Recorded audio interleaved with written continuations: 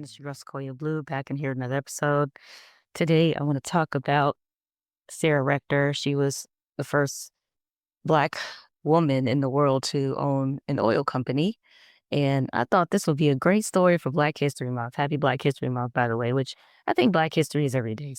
But since February is what we call Black History Month, I want to talk about Sarah Rector. But even though I will be talking about more stories going forward from different people of color. So this is just the beginning, and you can check out my previous stories before. If you're new to the podcast, check out some of those stories I've had about people disappearing and talking about their stories and stuff like that, like what has happened to them and why the stories just swept under the rug or just unsolved, which is very interesting. I used to watch Unsolved Mysteries a lot when I was a kid. So definitely think it's interesting when a story is unsolved, and then on top of that, it sounds creepy. So yeah, so check out some of my past episodes on that.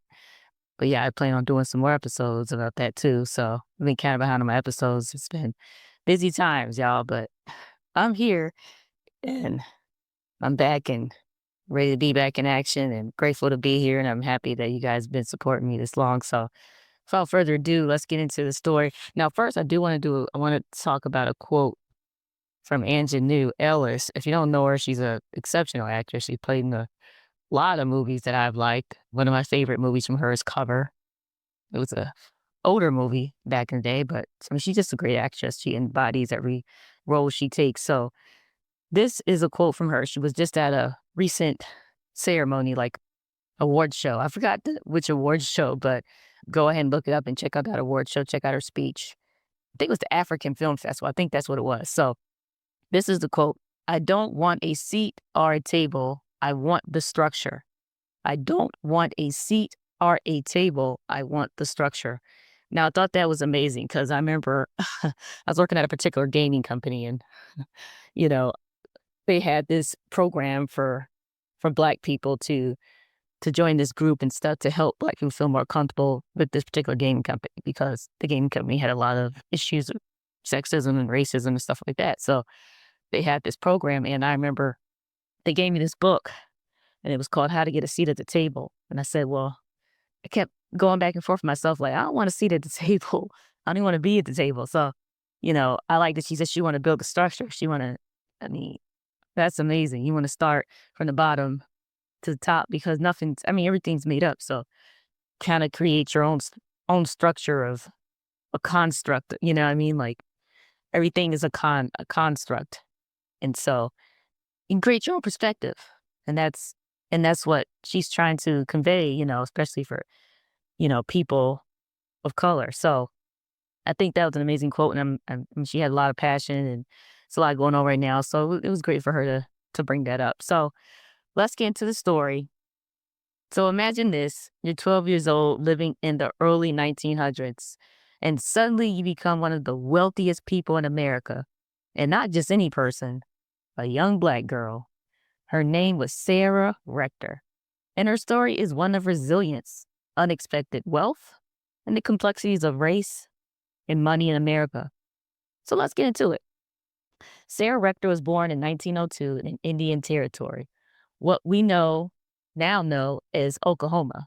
She was a descendant of the Muskogee Creek freedmen, which meant her ancestors had been enslaved by the Creek Nation, but later became free citizens after the Civil War. Now, here's where it gets interesting. Thanks to Dawes Allotment Act, Black members of Native American tribes were granted land. In Sarah's case, she received 160 acres of land when she was just a child. But there was a problem.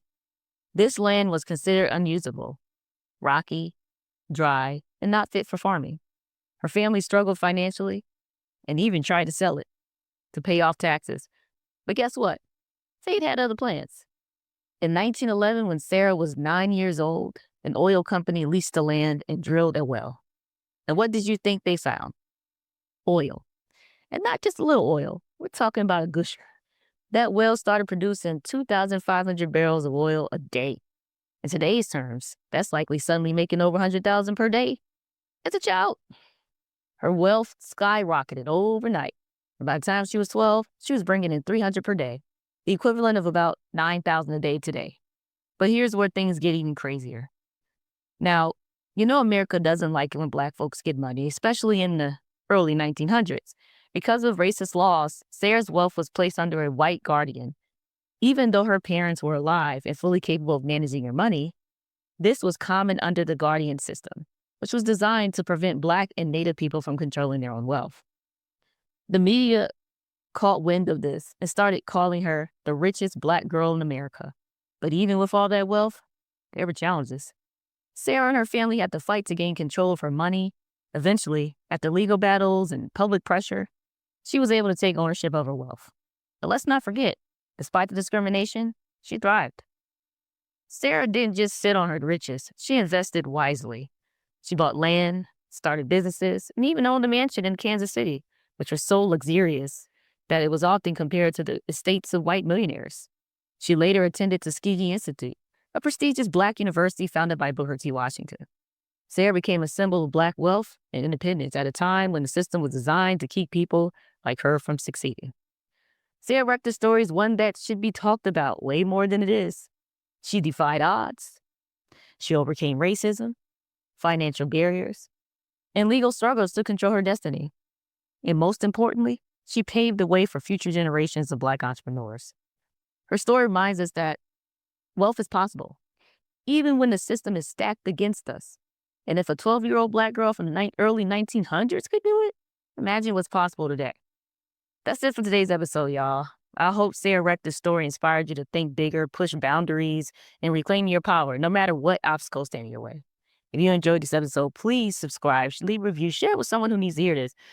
But always, stay curious. And our podcast is about challenging your perspective, so I hope your perspective has been challenged.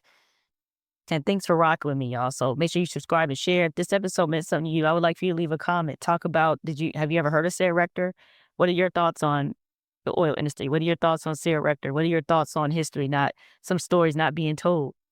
So share it with me. Let me know what you think. And I got some new episodes coming up soon, y'all.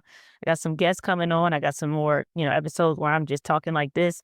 So just let me know what y'all think. Leave some comments, like I said. And also give me 5 stars on Apple because it helps me in the algorithm. All these comments and views help me in the algorithm. Helps bring me to the light. Helps people figure out who I am.